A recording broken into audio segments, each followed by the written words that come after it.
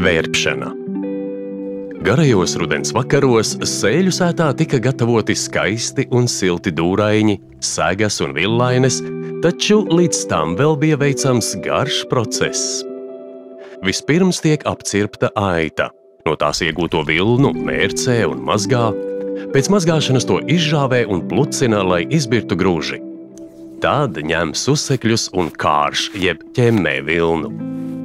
Pēc tam vilna tiek sasukāta parupjā pavedienā, kuru ņem un sāk vērpt vērpjamajā ratiņā.